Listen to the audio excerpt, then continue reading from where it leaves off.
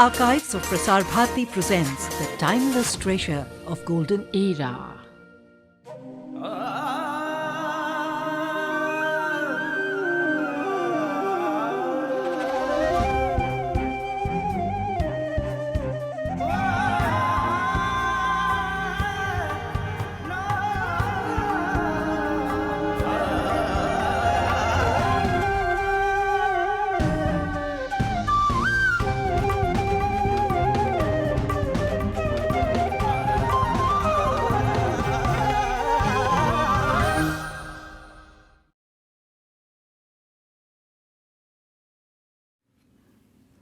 Over the past 31 years, I've had the joy of traveling repeatedly to many corners of this vast subcontinent that is India. It is amazing to see how landscapes, culture, food, music, dances, and even languages change every few hundred kilometers that you drive. You see the highest mountains of the world, great seas, bountiful rivers, and best of all, a people whose thoughts and heritage go back a few thousand years. Join us on an enthralling journey. I am traveling again across the whole of India to bring you spectacular India.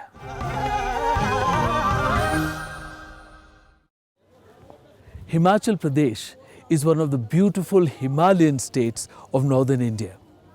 Shimla, where we are now, used to be the summer capital of the British colonial empire in India.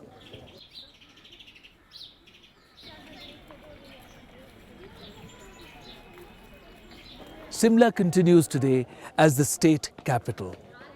It has also always been a favorite hill station with holiday makers. Himachal Pradesh was known as a Deva Bhumi, or the land where deities reside. In the hills of Himachal, many early temples are preserved till today. These remote and verdant surroundings are away from the hustle and bustle of the plains. They provide a haven for ancient traditions to continue.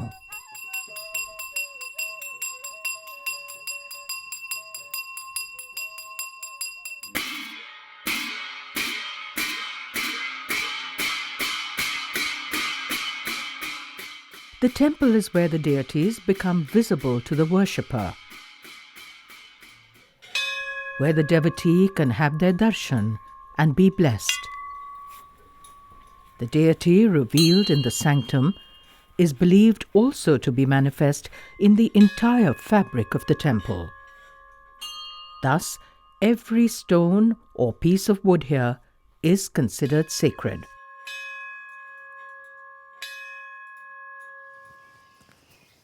In the early medieval period, while the Shiva temple at Kalagumalai near Kanyakumari was being carved out of the mountain, and later the great Kailashnath temple at Ellora was being hewn out of the living rock.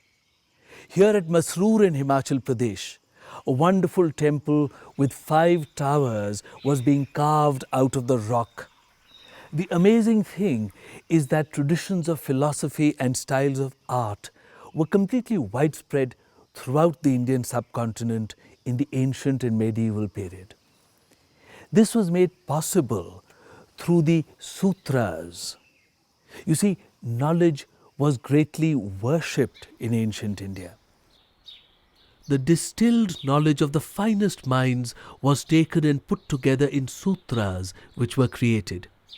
These sutras helped to spread the knowledge far and wide, not only to every corner of the Indian subcontinent, but even to the other countries of Asia where Indian philosophical and artistic traditions were followed.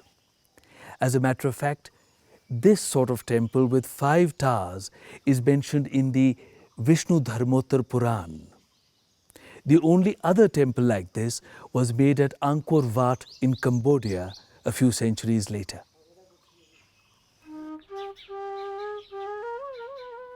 The temple here at Masrur provides the conceptual model for the vast temple mountains of Cambodia. The temple seeks to express the cosmic form of the divine.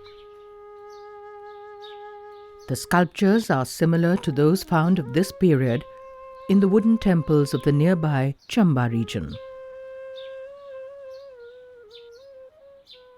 One of the completely forgotten sites of Indian architecture, which actually is perhaps one of the most important in studying the development of architectural forms as well as the travel of Indic styles of architecture and art to other parts of Asia, is a site called Masrur, located literally away from any known place, known to very few people other than the locals.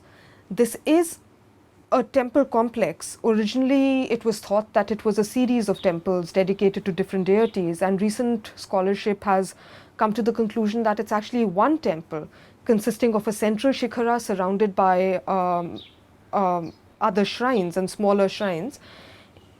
It was cut out of the living rock, much in the way that Ellora was in Maharashtra.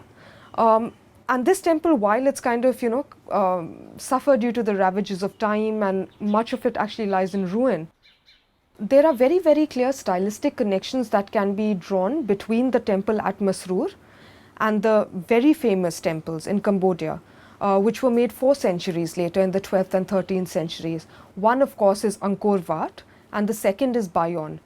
Both Angkor Wat and Bayon are based on the concept of the temple mountain, where the form of the temple actually is made in a manner that resembles the ascending peaks of the mountain. And this is something that you see 4 centuries earlier at Masrur, which was made around the 8th century, where, of course, here it is actually carved out of living rock and not built up. And this rock has been carved in a manner with the temple spires to resemble the peaks of a mountain. Tucked away in the bosom of verdant Himachal Pradesh, on the banks of the Chandrabhaga river, is a small little town of Udaipur. It is about 52 kilometers from Keelong in the Lahaul region. Hardly anyone comes here, but it has one of the finest early temples of Himachal Pradesh with beautiful wooden sculpture inside it. The temple of Mrikula Devi has not been accurately dated. It could be of any time between the 8th and the 11th centuries. Though the exterior is not impressive, the wooden interior of the temple is richly carved.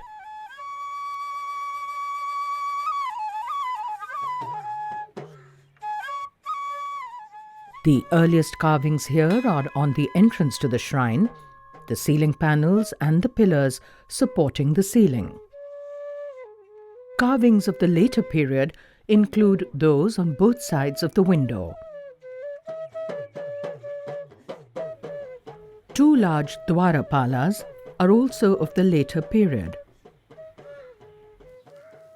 The foliated designs that we see here made above the door continue from the earliest times of Indian sculpture, right from the 2nd century BC onwards.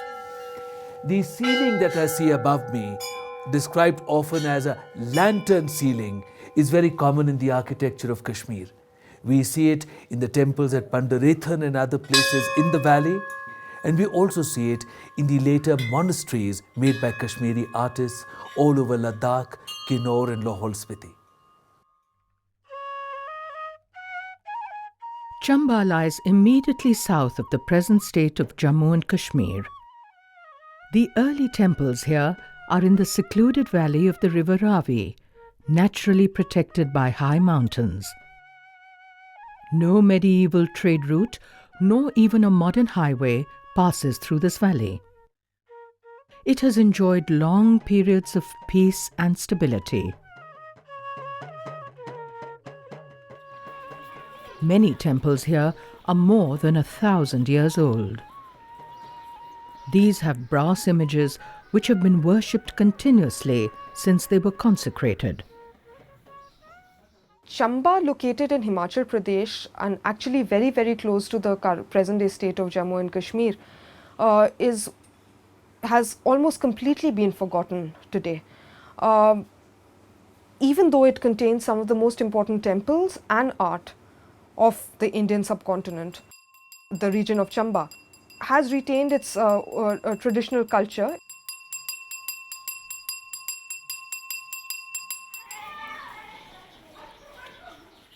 8th century temples here at Bharmour and Chhatradi have images with inscriptions which mention King Meru Varman as the donor. These also mention the name of the sculptor Gugga. 8th century temples here, made both out of wood and of stone, have sculptures that display clear connections to the much later art, both in terms of architecture, sculpture, made in the Trans-Himalayas, in Ladakh, in Kinnaur and in Spiti. We are at the temples of Bharmour, which were made between the 7th and the 11th centuries. This is about 65 kilometers up the river Ravi from Chamba. In the seclusion of these mountains, ancient traditions are preserved till today.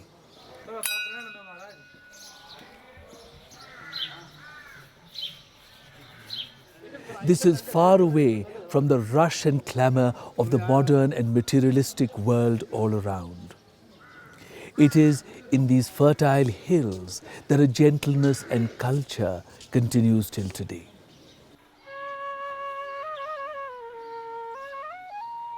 According to legend, 84 yogis once visited the town of Bharmour, which was the capital of King Sahil Chand. They were so pleased with the king's hospitality that they blessed him with 10 sons and a daughter. This group of temples commemorates the visit of the yogis.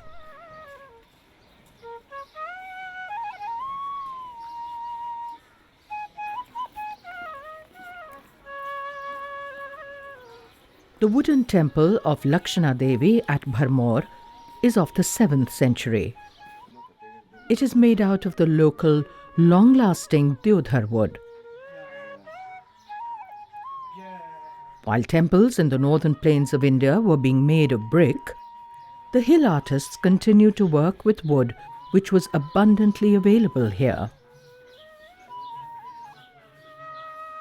The temple is richly carved and it recalls the art of the Gupta tradition in the northern plains.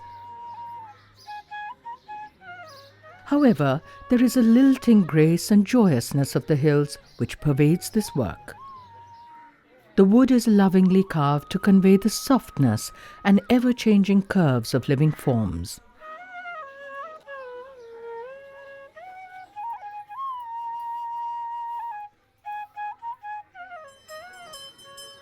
The doorways and pillars of this temple are exquisitely carved out of walnut wood. The style is very similar to the ancient temples of Kashmir. In fact, the triangular pediments, the foliated arches, these beautiful flying figures and so many more are very similar to the ancient temples seen in the Kashmir Valley and also to the monasteries of Ladakh, Kinnaur and Spiti, which were made by Kashmiri artists. This is a Purna Ghata, or vessel of abundance, from which springs forth the exuberance of nature. Such Purna Ghatas became common in Indian art from the 2nd century BC onwards.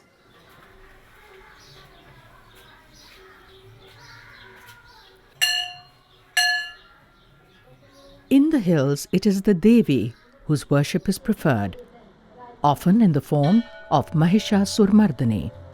She slays the buffalo demon of ignorance, which confounds and confuses our minds. The image of her as Lakshana Devi is slim and graceful, yet it also displays her power.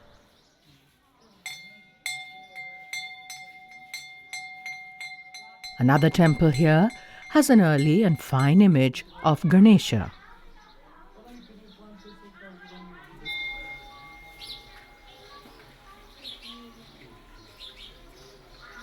This is a Narasimha avatar of Lord Vishnu. The Chamba region is one of the very few places where the original metal images going back even to the 8th century are still in worship. This life-size brass image conveys the strength and power of Vishnu. In this avatara, as Narasimha, he is part human and part lion. A massive brass image of Nandi, the bull that Shiva rides, stands in the courtyard of the temples of Bharmour.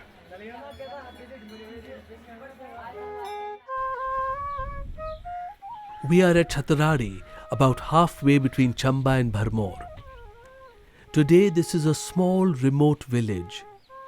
However, in ancient times there must have been a trade route which connected these places to Kashmir.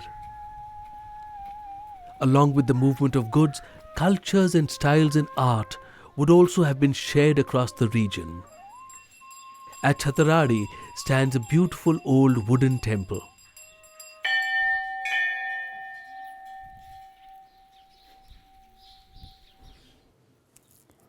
Thank you, thank you. The Shiv Shakti Temple belongs to the 7th century, about the same period as the early temple at Bharmour, the Lakshana Devi Temple. It would seem that the joyousness of the hills permeated the artist, and he was forever making these graceful examples of art. Art that you can look upon and be carried away.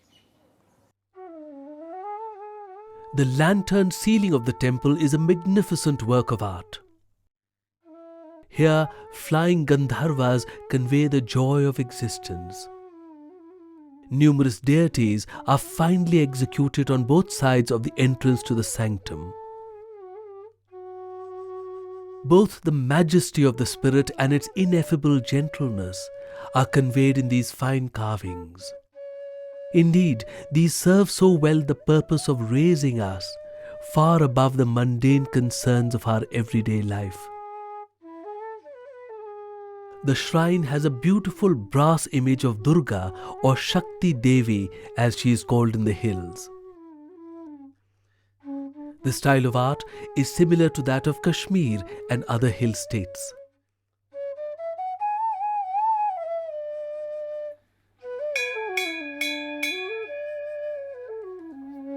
There are wall paintings on religious themes in the temple.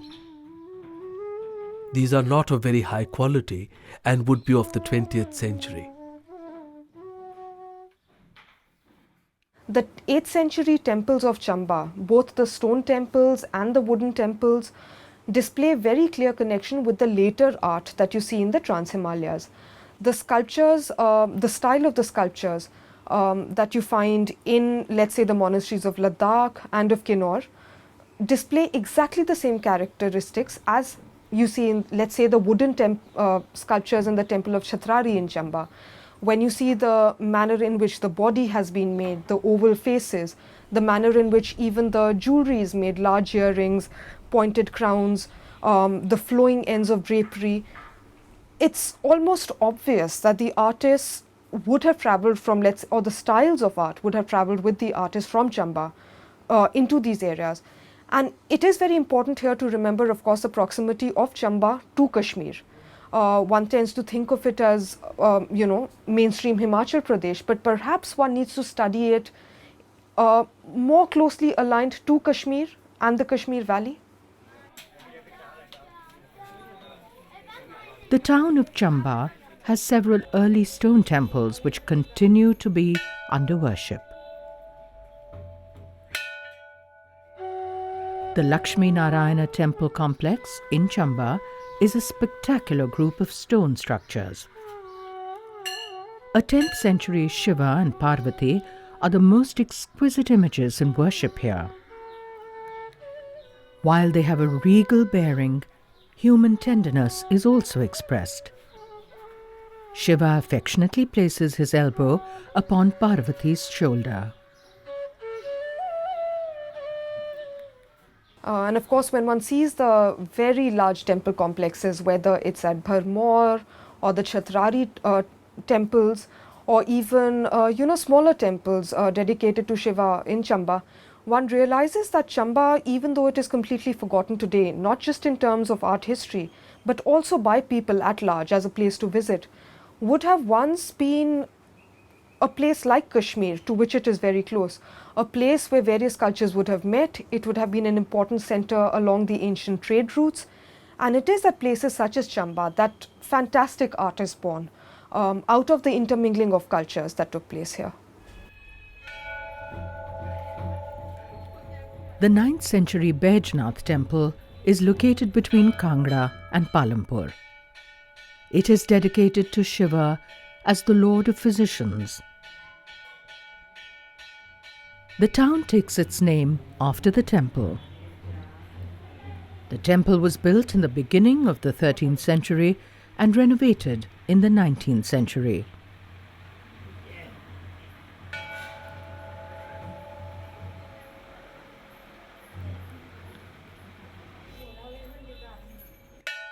According to a legend, Ravana worshipped Lord Shiva at this temple.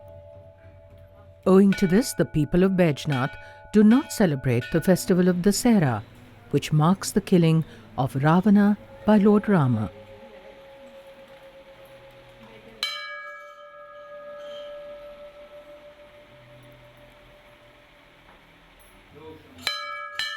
Ancient traditions are continued in the hills of Himachal. Here, at the Baijnath Temple, people whisper requests in the ear of Nandi, the bull on whose Shiva rides. It is believed that he will pass on the message to the Lord.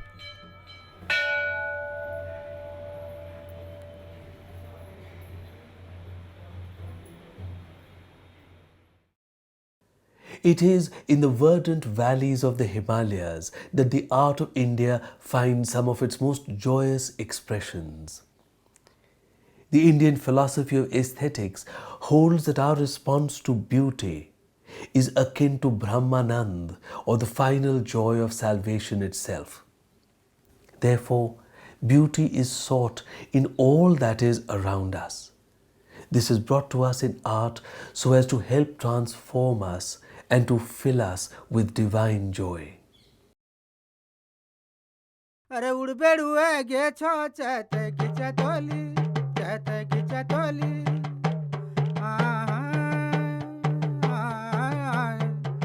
उड़बेड़ुए गे छो चैते गिचे तोली